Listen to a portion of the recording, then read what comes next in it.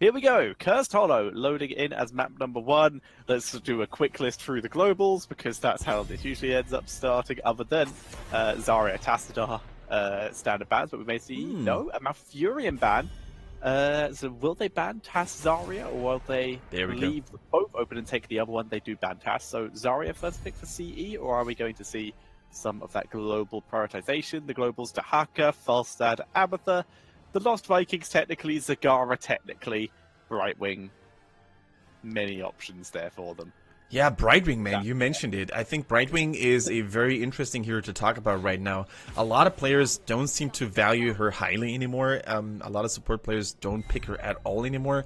And I think she is only viable if she has another semi-support next to her. I don't think she's good enough in the current meta to sustain a team all by herself, with the exception maybe of Warhead Junction, because her global mobility just makes up for that. But yeah, are we going to see some Brightwing without Tassadar? I'm not sure. I don't know. We have been seeing a lot of Ariel Lucio. I personally quite like the idea of the Brightwing Lucio. You just do constant AoE heals for both heroes, and then just use the movement speed to engage and disengage, etc. I also just quite like the idea of the 60% movement speed into an Emerald Wind. Yeah, but unfortunately, we haven't seen that. Like I still haven't done the video of the 60% movement speed Divine Storm. The Uther. Oh my goodness. But Uther getting changed soon, so we can see that. And now we have Valor and Dahaka, a global and a solid assassin. First time we've seen Valor sneak through. He was banned previously. Man, speaking of that incoming Uther rework, I'm gonna say one more thing. I'm gonna unveil one more thing, because I did it yesterday, or excuse me, last week as well. So you guys, just in case you weren't watching last week, will not miss out on anything. Uther gets Holy Fire at level 4. Yay. Just consider that. Good wave clear early game. The dream. It is gonna be fun. So ETC, potential global first one for CE, and if not, Moshpit, wonderful ability. And Karazim coming in here, with Malfurion already banned out, putting the priority. We saw CE put a lot of prioritization onto Karazim in their previous series. Illidan banned out. There's a little bit of targeting there. So I have definitely watched CE's previous games. Yeah, absolutely. And you highlighted the Karazim here on the side of CE, which I very, very like. It really fits their aggressive playstyle. If they go for a dive-heavy comp, which they're known for, especially if you watch the VODs from last week, then the Karazim just fits it so well. And also, the more melee targets you have, the more value Karazim is going to get, because the closer the targets stand together, the more his Breath of Heaven is going to heal. Or not really the more it's going to heal, but the more people it's going to land on. Now, on the other hand, if you go so melee heavy, so warrior heavy, you can definitely abuse that and punish that as well. I still love to see some KT at some point. I really think that Korea really recognizes the value of KT every now and then when they go against melee heavy comms, and I would love to see China take over and adapt here as well. Dude, I've been on the Living Bomb Kael'thas build hype train for months at this point. And it still hasn't shown up. It's another one. Maybe it's another one of those Tetris alternative meta, but I really like that build. Like I had some while watching Heroes of the Dorm. I had some just fever dream theory crafting of Living Bomb Kael'thas and Ambush Valera. Basically, force them to split and then ambush one, so you get the bonus damage. I think this is probably every Valera player's wet dream. I'm not sure if we're going to see it anytime soon, but it sounds good in theory, for sure, my man. Yeah, that's most of my strategy. Sounds good in theory. Will never work, but that's all of my stuff. We see a Lunara coming in once again. Not even going to doubt it this time. Nope. We're going to assume it's going to be the best thing ever. I shall never doubt her again. Comes into the draft. Zeratul indeed, for the very first time today, we see him being logged in. And on Cursed Hollow, he's a really, really cool hero to have, because not only can he scout those tributes out very nicely, he's also a menace. You can never really predict where he's going to be. He still has that, boss interference potential as well, despite his VP not really being able to steal bosses anymore, because that's like long ago in the alpha stages. But still, a VP, a well-placed VP can really thwart your boss plans, if you will. He's just such a solid menace, and you don't want to face him too often. Yes! Varian, baby! I'm coming loving in. we have a little bit of alliance coming in as Multiskin Varian too. So, can they make it work? That's going to be the double tank, Varian and Dahaka. That's a lot of lockdown. Greymane for some burst damage, Valor for basically everything. Yep. It's going to be interesting to see. Now, if there is one time I want SoA to win, it is in this game, because they picked my baby boy Varian. And truth be told, I think Varian has received a lot of negativity lately, and I think a lot of people still underestimate his value in the current meta. And that's not because I'm a diehard Alliance fanboy, but it's mainly because he offers a lot of counterplays to a lot of heroes that are very popular right now. We saw a lot of Varian against Tesserer comms, Tracer comms, because he's able to deal so much damage to those heroes with overpower when his just heroic strikes gets reset every single time because of that fast attack speed from Tesserer and Tracer. And let's not forget that Taunt is a playmaker, especially when the enemy team does not have a cleanse.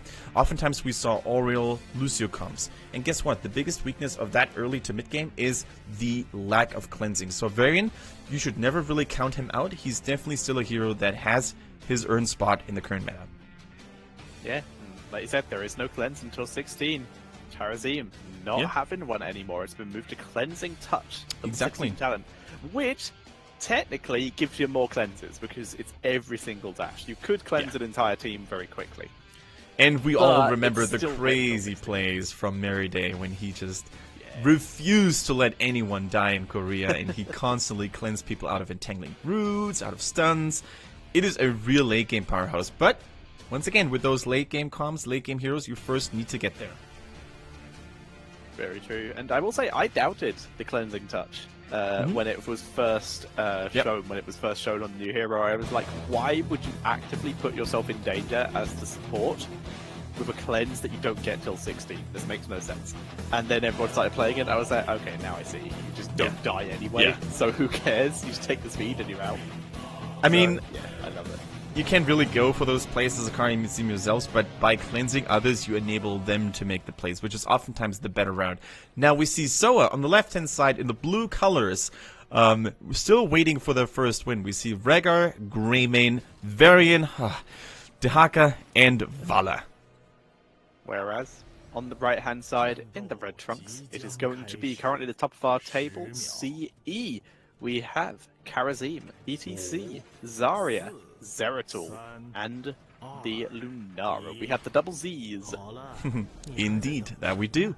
Challenge Everything, aka CE, are here to take victory number 2 in week number 2 of HGC China. We see Paradise. Man, this guy is definitely one of my personal MVPs. The amount of plays he made last week with the Zeratul, with the Artanis, was just second to none. And I really think that he's out there to find more prey. Yeah, Dahaka already punishing Zarya for trying to gain some energy and take down the tower. The tower will go down, but Zarya took a lot of damage out of it. But in exchange, big push in the top lane. Zeratul begins the damage and immediately gets slowed by Varian. Not enough to punish him in any way, but at least enough to make him a bit paranoid. Absolutely. Now, we see CE going for a mighty push on the bottom. It's basically just mirrored, and I actually think that SoA are going to have the upper hand here. It's simply due to the fact that Greymane adds so much auto-attack damage to that fort, but it looks like both teams don't really mind losing a fort this early on. And keep in mind that those side lanes are all boss lanes, so taking down your opponent's bottom lane and top lane is very, very useful to then have stronger bosses pushing in later on during the game. So in this case, really, really well done. These are enemy side bosses though, both teams pushing in the opposite lane, because they don't expect the enemy team to... I think it's because you expect the enemy team to put pressure on that lane, so you meet the 3-man, instead they just trade. So both teams will be looking to raid bosses if they can at any possible opportunity. For now, the 3-mans have begun to rotate. We now have the 3-man in mid lane coming out from SoA, ETC, trying to defend against that. And we have all 3 members from the bot lane of CE rotating up to the mid lane to try and catch someone, but SoA have already retreated. So I have already retreated indeed. Now let's take a look at some of those talents. We see a full Parian build on Varian, which is definitely something I can recommend. I really think that Overpower followed in by the Shield Wall and later on by Lift by the Sword just makes for one tanky, but at the same time dangerous variant, because your overpower resets from the Heroic Strike are going to be so deadly later on, especially if you face a fast attacking hero like Zarya. And if you really don't pay attention to the variant, he's going to unleash a lot of pain. And you could really see that the better teams, the really, really good teams, they will always seek to ignore variant whenever his parry or his shield wall is up, to not give him that lower cooldown on the parry. Yeah, you want to be very careful about who you target. It's a very similar situation to Zarya, where you will sometimes actively not attack the hero to try and avoid giving it that extra damage. Valor, on the other hand, has gone for a full Q build. We'll have to keep an eye out for that little lower third thing telling us that she has fully stacked, although that will take a while. It's a very difficult ability to stack. Absolutely, it really takes a while, and we're normally not used to seeing that on other maps than Battlefield of Eternity, but it's cool to see it unleashed here now. Looks like there's going to be a brawl for that first tribute, and very typical, by the way. Those mercenary camps were taking at the second minute, so you can see the red Siege Giant camp pushing in the bottom, while the blue one is doing it in top. And this is actually a better trade for CE, because there's a larger walking distance for SoA to really deal with it. So far, CE can just play this patiently and wait for the Siege Giant camp to do the work. It's not as bad, though, because that Siege Giant's just going to bunch up. Oh, good kill onto ETC, though, but we're going to see Karasim die there. Sorry, Greymane die there as well. Zarya take it out. Can they get Lunara as well? Rhaegar chasing deep, gets the kill. That's 4 kills in exchange for 1 in favor of SoA, and SoA taking the lead. But like I was going to say, basically what we have here is CE. That Siege Giant camp is just going to group up all of their minions in the bot lane. There's no way it's going to do a huge amount of damage to that bottom, those bottom structures. So instead, it groups up a big chunk of XP for SoA to grab. Yeah, if C had wanted to utilize those mercenaries more, they should have played it more patiently. They should have not really fully committed to that one tribute. They should have poked a little bit more with Lunara, the Zeratul maybe, just dashing in and out.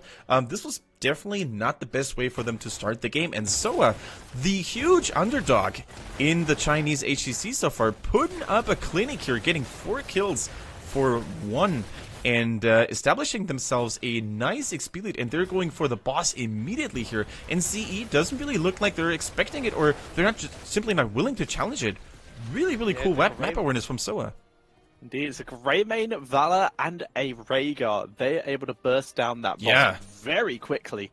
And as such, that's going to begin pushing the bot lane. Remember, it's on their friendly side, so there is still going to be a fort in a defensive position there, but perfect timing for SoA, because the tribute now spawning up in the top lane, as far away from the boss it could possibly be. The towers will help a bit, but that's still going to do a lot of damage. It's going to do a lot of damage for sure, and CE, once again, they're fully committing to this. They don't seem to let go of these tributes. They don't care about mercenary camps. They don't take care about their own boss either. They're just here to make a stand, and I mean, with that Karasim and the Zarya, they do have a lot of protection, but they need to enforce something very quickly. Otherwise, the boss is going to get so much value in that bottom lane. Dahaka coming in from above, trying to help the team, and Lunara very zoned out here, but Valor is the first kill there. Lunara followed it up very quickly. Now does Greymane chase down Greymane, and Tass and Karasim killing off each other. Down goes Rhaegar. We are seeing Zeratul in full retreat. He's able to re-stealth here. But with such low health pools, it's looking pretty rough for CE. Once again, even though they have a number advantage, Zeratul with so low health, he might not be able to help his team. He's able to get a bit more damage onto the Varian there. Slight delay once again coming in for Zarya, who is now finally finished stacking her Demolitions Expert, but the boss has pushed up to the tier 2s. Yeah, they just couldn't handle the Varian and the Dahaka. They were too tanky indeed. Varian making himself invulnerable every few seconds. Dahaka with that huge life leash from the Essence trade. I mean, that was just beautiful, but also good reactions by CE that they didn't overstay their welcome, that they pulled back immediately, because keep in mind, guys, that tribute was closer to SoA's base, so their respawns would have been there faster, and I think if they had committed a lot longer, CE that is, they would have actually faced some serious trouble with the reinforcements from SoA. So good call, I like it, but once again, SoA, man, on Cursed Hollow, they just seem to be on a roll. They're getting every objective. The second boss they take, the second tribute they took, this is just all going well for SoA right now. Yeah, they're looking in a really good position. And to point out to the chat once again, we are casting from a restream that China provided us here, so there is a chance that me and Kenrick will be slightly desynced from each other. We will refresh after the game to try and resync it, but it does happen. There's nothing we can do about it. So level 10 is available for both teams. CE just grabbing them up. They have Stage Dive, Void Prism, Leaping Strike, Expulsion Zone, and the Divine Palm. Immediate engage onto Karazim, who's able to dash away.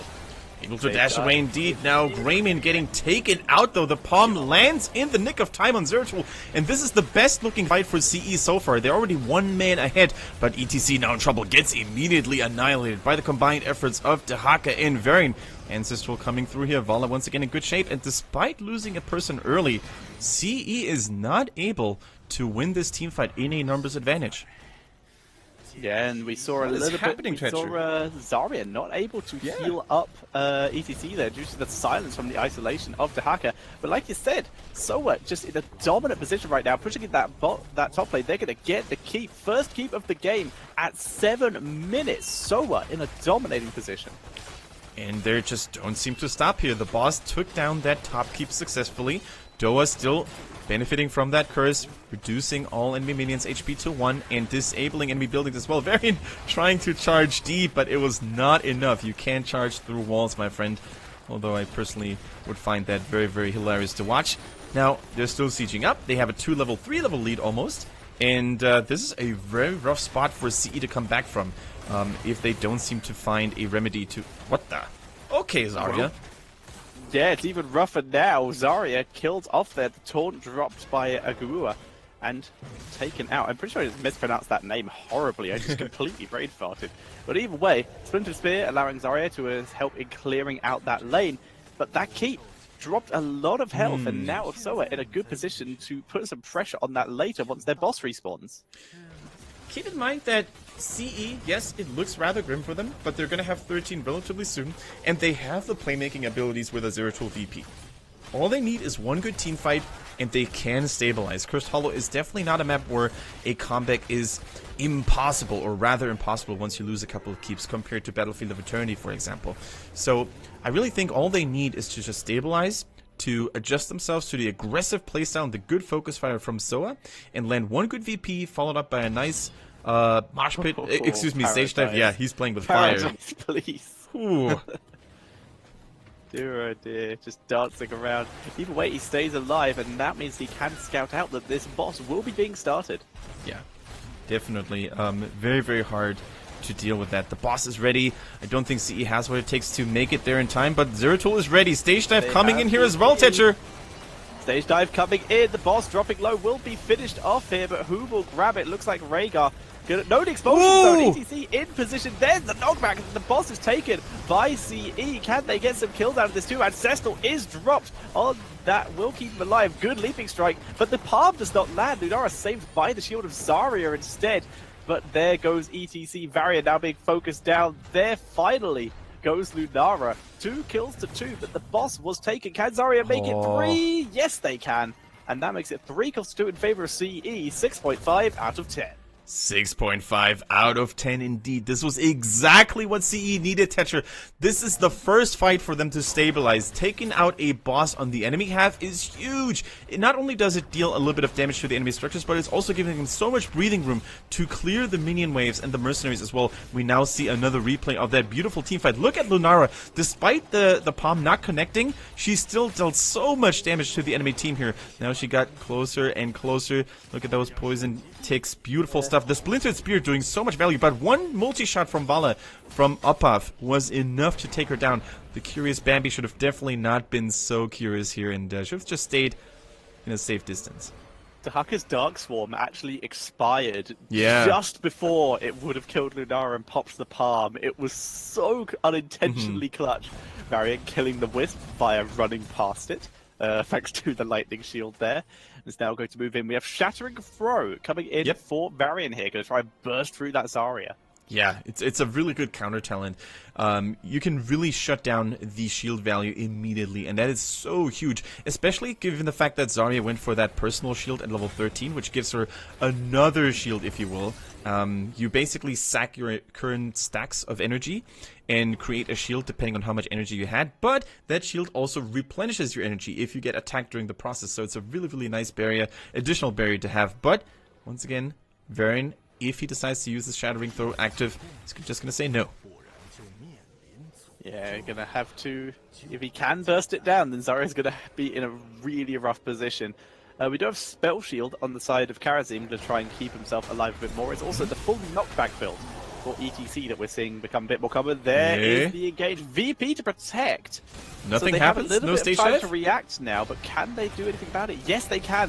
Zeratul positioning himself for Karazim. Stage dive comes in. It's a good knockback. Isolates Rhaegar. And Rhaegar is taken out. Beautifully played by CE this time. And now Dahaka. He focused in the back, but the isolation is dropped onto ETC. He gets palmed. He stays alive. Zarya dies, but takes down Greymane at the same time. And CE dominate this fight. There's finally just the 2 tanks remaining. Varian getting focused down. The way of 100 fists. Whoa. And Zeratul will finish him off. They're going to get boss. They're going to get tribute. They're a pretty long way from Curse, though. Ladies and gentlemen, CE is back in the race. They just turned on the heat. Everything landed and everything worked the way they wanted it to. A beautiful VP buying enough time for Karazim to tell his teammates to help him out in need. Then we had the perfect stage dive to basically synchronized with the synchronized engage after the VP expired. The palm on point, buying enough time for himself to come back to life. And that Lunara just dealt so much damage here as well. And I also liked the focus firing, the shot calling to kill Rhaegar first, because he's the only target that cannot be targeted by the ancestral healing. So shutting down the support early is just such a good way to start a team fight, and CE just played that flawlessly well. Yeah, and especially the save on that Karazim. So using huge. the VP to keep him alive, and then Zeratul just positioning himself at the maximum range of Karazim's dash and just standing there, giving him something to dash to the second the VP expired. A very simple, very casual play that just meant so much for them in that fight. Absolutely. Now we see Opath on that Vala taking care of the boss, and thanks to the arrow build, he's actually going to shred that immortal. Excuse me, I'm so used to saying immortal when I mentioned the arrow build. He's going to shred that boss like there was no tomorrow. It's normally a build that we see on Battlefield of Eternity exclusively, but I can totally see the value here on Cursed Hollow as well, especially when dealing with those bosses. Exactly. So now, even though CE are currently ahead in levels, they have managed to crawl their way back to that. They are still very behind in terms of structures. Absolutely. They have 2 keeps remaining, whereas SoA have 2 forts and 3 keeps remaining. They are in a very good position. The fact is, though, you have to win a fight. You have to win a fight eventually. SoA need to do that again. Lunara gets the tribute, brings it up to 2, 1 closer to a curse that could be CE's method of getting those keeps down, getting those forts down, and getting closer to having a end game scenario. Kanji out on Zarya here for CE, man. Such good lightning reflexes. The moment Varian pops the shield wall, he immediately stopped attacking to not give him any cooldown reduction. This is so nice, and it really messes with Varian's survivability, because a lot of Varian players, they will just always charge in deep, expecting to have another reset on their parry relatively soon. And the moment you stop attacking him, you're not giving him this value at all. In the meantime, though, Dahaka was pushing bottom. Very, very dangerous to face those split push moves here from Dahaka. Now, another taunt getting in here. Zim is there. The heal is good. Karazim is there. There's the palm. Keeping him right. Stage dive coming in to try and do the extra damage. Zeratul is still alive here. Like we said, going to try and do the extra damage. Chasing Demon of Greymane, but the Ancestral is dropped. VP on 2 heroes. Karazim able to get back into his own backline with Zeratul and Vala already dead. Both teams with 1 kill. Lunara dropping insane damage into the backline. Help with the Zarya grenades. Trying to take down Rhaegar. They get the stun, and that will have him finished off. And now Lunara going to look for 2 more kills. They're cleaning up! Fort is dropped. They turn it around with the grenades, and CE Leaping Strike will finish off Varian eventually after the poison. Oh my goodness. The 5th as well. Full team wipe, and they guess which lane they're in. The perfect one. Karazim is about to grab the tribute, making this a curse. Oh my goodness.